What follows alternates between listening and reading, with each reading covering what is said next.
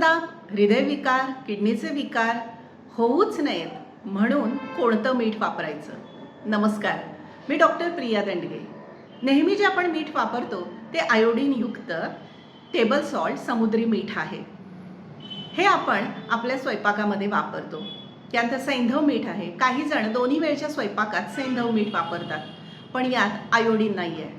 त्यामुळं हे मीठ दोन्ही वेळच्या स्वयंपाकात न वापरता सकाळी तुम्ही पांढरं टेबल सॉल्ट आणि संध्याकाळी सैंधव वापरू शकता किंवा उलटंही करू शकता.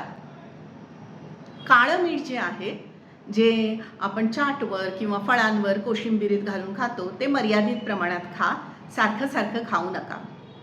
खडे मीठ जे आहे ते खडे मीठ खायचं असेल तर हे लक्षात घ्या की त्यामध्ये आयोडीन नाही. त्यामुळे आयोडीनच्या कमतरतेमुळे होणारे आजार होण्याची संभावना आहे.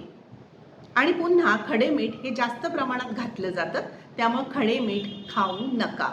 शक्यतो त्यापासून लांब राहा. रक्तदाब असणारे किंवा हृदयविकार असणारे यांच्यासाठी एक अतिशय उत्तम मीठ बाजारात आहे, ते म्हणजे सोडियम लाईट मीठ.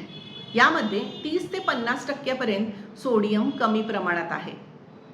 आयोडीनयुक्तही आहे, त्यामुळं तुमच्या रक्तवाहिन्यांना कठीण होण्यापासून हे वाचवेल आणि तुम्हाला हृदयविकारापासून सुद्धा संरक्षण देईल. हे असं लाईट सॉल्ट तुम्ही नक्की वापरू शकता. याचबरोबर बाजारात आणखी एक मीठ आहे, पोटॅशियम रिच मीठ.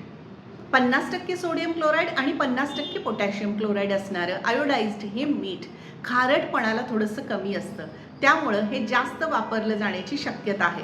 तुम्ही मर्यादित प्रमाणात वापरणार असाल तर हेही मीठ अतिशय उत्तम आहे. त्यामुळे मीठ जरूर खा, परंतु हेही लक्षात घ्या की इतरही सगळे खारट पदार्थ जसे की लोणचं, सॉसेस किंवा मेयोनीज, टेबल बटर, पापड कुरडया, चिप्स, नमकीन हेही प्रमाणात खाल्लं पाहिजे. कधीतरीच खाल्लं पाहिजे, तरच तुम्ही फिट राहाल. नाही तर व्हायचं असं की रोजच्या जेवणामध्ये मर्यादित मीठ आहे, पण या सगळ्या पदार्थांमधून सोडियम क्लोराईड आपल्या पोटामध्ये जातच आहे.